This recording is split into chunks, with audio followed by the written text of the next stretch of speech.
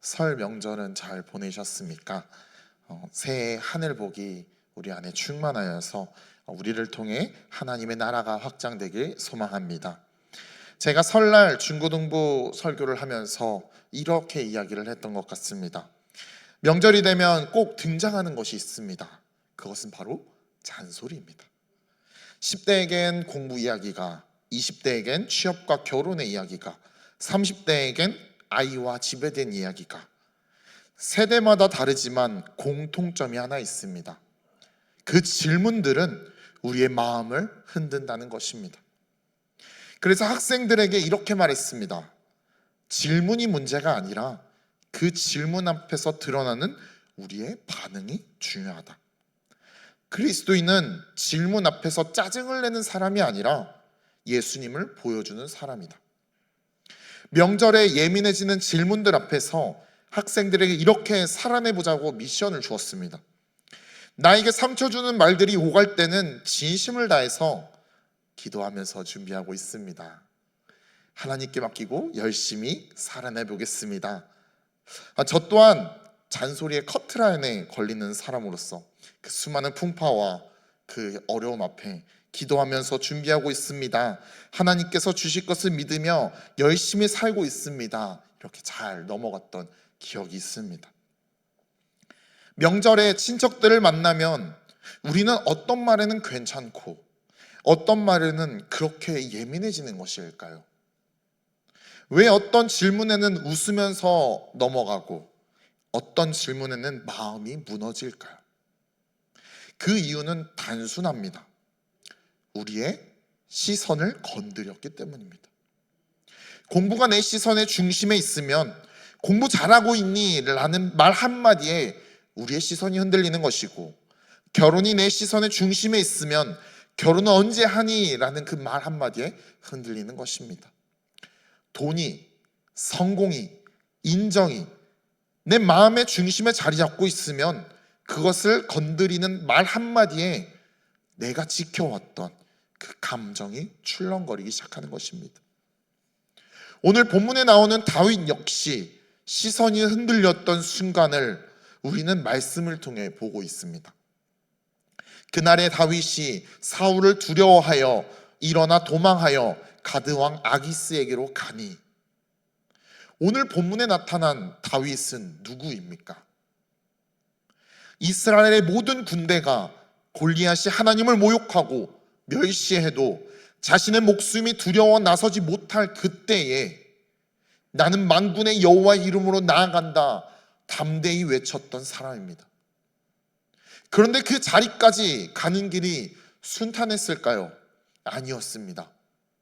형 엘리압은 나아가겠다는 다윗에게 이렇게 말합니다. 내가 어찌하여 이리로 내려왔느냐? 들에 있는 양들을 누구에게 맡겼느냐? 나는 내 교만과 내 마음의 완악함을 아노니 내가 전쟁을 구경하러 왔도다. 형 엘리압은 다윗의 믿음을 교만으로 몰아붙였습니다. 그럼에도 다윗은 사울 왕 앞에 섰습니다. 제가 생각하기에 왕이라면 나가 싸우겠다는 사람에게 긍정적인 말과 이길 수 있는 힘을 불어넣어 줬을 것입니다. 그런데 사울이 다윗을 보고 이렇게 이야기를 합니다. 너는 소년이고 그는 어려서부터 용사라. 쉽게 말하면 이런 말인 것 같습니다. 내가 뭘 안다고 나서느냐? 현실을 좀 봐. 체급에서 승부가 되겠어? 형들은 비난을 하고 사울은 비아냥을 하고 군대는 침묵하는 그 상황. 이 싸움은 누가 봐도 다윗이 지는 게임이었습니다. 그럼에도 불구하고 다윗의 시선은 흔들리지 않았습니다. 왜입니까? 왜일까요? 그의 시선이 형들에게 있지 않았기 때문입니다. 그의 시선이 사울에게 있지 않았기 때문입니다. 그의 시선이 골리앗의 체구에 있지 않았기 때문입니다. 그의 시선은 하나님의 이름에 고정되어 있었습니다. 그래서 그는 형들의 말에 예민해지지 않았고 사울의 말에 위축되지도 않았습니다. 시선이 하나님께 고정되어 있을 때 사람의 말은 그를 무너뜨릴 수 없었습니다. 그렇다면 골리앗과 싸우는 다윗이 위대한 인물이었을까요? 아닙니다. 이 당시 다윗은 집에서조차 아들 취급을 못 받을 때였습니다. 사무엘이 기름 부음을 받으러, 기름을 부으러 이새의 집에 왔을 그때 아버지 이새는 다윗을 들에 그대로 두었습니다. 형들은 전쟁터에 나가 있었고 다윗은 여전히 양을 치는 소년이었습니다. 이름도 없었고 지위도 없었고 명성도 없었습니다. 그에게 있는 것은 단 하나, 여호와의 이름이었습니다. 아무것도 없지만 하나님의 이름 하나 붙들고 골리앗 앞에 섰습니다. 그리고 어떻게 되었습니까? 그가 골리앗을 무찔렀습니다. 이스라엘을 승리로 이끌었습니다. 이제 다윗은 무명의 소년이 아닙니다. 이스라엘 여인들이 이런 노래를 부릅니다. 사울이 죽인 자는 천천히요, 다윗이 죽인 자는 만만히로다. 다윗이 유명해졌습니다. 그는 전쟁의 영웅이 되었습니다. 사람들이 인정하기 시작했습니다. 과거에는 아들 취급도 못 받던 사람이 이제는 백성의 영웅이 되었습니다. 그런데 오늘 본문 말씀을 보면 그날의 다윗이 사울을 두려워하라고 시작합니다. 이상하지 않습니까? 아무것도 없던 때에는 두려워하지 않았습니다. 집안에서조차 아들 취급을 받지 못하던 때, 이름도 없고 지위도 없고 명성도 없었을 그때에 다윗은 하나님의 이름 하나만 붙들고 있었습니다. 가장 약했을 때는 하나님만 바라보았습니다. 가장 초라했을 때 담대했습니다. 그런데 시간이 흐르고 명성이 생기고 사람들의 노래가 들리기 시작할 때 다윗이 사울을 두려워합니다. 다윗이 사울을 두려워하는 마음은 사실 이때 처음 생긴 것은 아닙니다. 위협은 이전에도 있었습니다. 차이는 이것입니다. 골리앗 앞에서는 하나님의 이름이 더 크게 보였고 사울 앞에서는 사울의 위협이 더 크게 보였던 것입니다. 가장 강해 보일 때 사람을 보기 시작했고 사람들의 인정이 하나님의 약속보다 크게 보이기 시작했던 것입니다. 이것이 저는 인생의 아이러니라고 생각합니다. 환경이 우리를 무너뜨리는 것이 아닙니다. 가난이 아니라 성공이 내 시선을 빼앗아갈 때가 있습니다. 연약함이 아니라 인정과 명성이 하나님보다 크게 보일 때가 있습니다. 내 시선이 옮겨간 것입니다. 하나님의 약속에서 사람의 위협으로, 하나님의 이름에서 사람의 눈치로, 그리고 시선을 옮겨가자 그의 방향이 바뀝니다. 담대히 나아가던 사람이 이제는 도망자가 되었습니다. 삶은 환경에 따라 달라지지 않습니다. 가난하든 유명하든 연약하든 강해 보이든 문제는 하나입니다. 내 시선을 어디에 두고 살아가고 있냐는 것입니다. 단순히 사울을 두려워했다는 표현으로 다윗의 시선이 바뀌었다고 보기는 어렵습니다. 저는 바로 위에 나오는 이야기들을 통해 다윗의 시선이 옮겨졌다는 것을 한번 이 설교 시간을 풀어보려고 합니다. 사무엘상 21장을 계속 읽어보면 다윗이 사울을 피해 노비라는 동네로 도망을 갑니다. 그곳에서 제사장 아히멜렉을 만납니다. 다윗이 아히멜렉을 만나자 그가 몇 가지 요청을 합니다. 요청 사항 중 하나가 8절입니다. 8절 한번 띄워주시겠습니까? 같이 읽겠습니다. 시작. 다윗이 아히멜렉에게 이르되 여기 다윗의 수중에 창이나 칼이 없나이까? 왕의 일이 급함으로 내가 내 칼과 무기를 가지지 못하였나이다 하니, 이 질문이 저는 의미심장하게 느껴졌습니다. 골리앗 앞에 섰던 다윗은 칼이 없었습니다. 창도 없었습니다.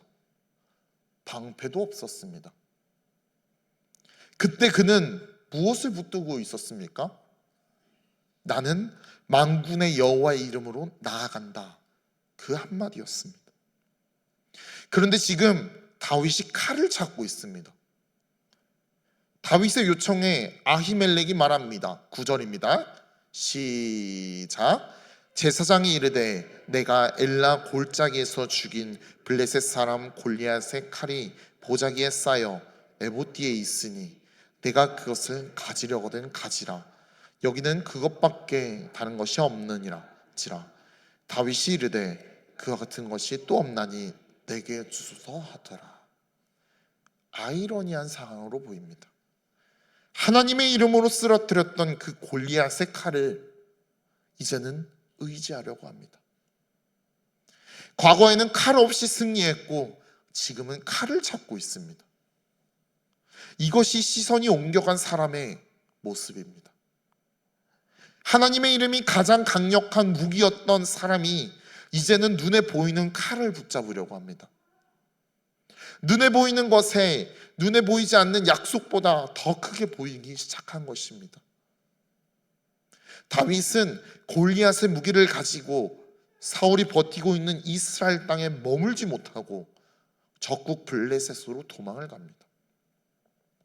결국 블레셋 왕 앞에서 그는 미치광이의 연기를 하게 됩니다. 여호와의 이름을 외치던 사람이 침을 흘리며 살기 위해 몸부림을 치고 있습니다.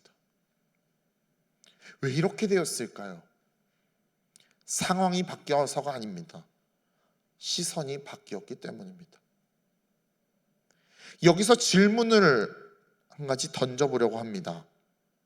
그렇다면 나는 지금 하나님의 이름을 붙들고 살고 있습니까? 아니면 골리앗의 칼을 붙들고 살아가고 있지 않습니까? 눈에 보이는 스펙, 돈, 사람의 인정, 눈에 보이는 세상을 살면서 만들어야 될 그 안전장치들, 우리는 무엇을 붙들고 이 세상을 살아가고 있습니까? 삶은 환경에 따라 달라지지 않습니다. 삶은 시선에 따라 달라집니다. 오늘 설교를 준비하면서 제가 보았던 영화 신의 악단이라는 그 영화가 떠오르게 되었습니다. 오늘 보니까 126만 명을 돌파했더라고요. 100만을 돌파한 영화라 많은 분들이 이미 보셨겠지만 간략히 말씀을 드리자면 그 영화를 실화를 바탕으로 만들어진 것으로 북한에서 위장 찬양단을 조직하는 그런 이야기입니다. 그 안에는 실제 지하교회 성도들이 섞여 있었습니다. 당의 명령으로 찬양단을 구성하여 찬양을 연기해야 하지만 그들은 진짜로 찬양하고 진짜로 예배했습니다.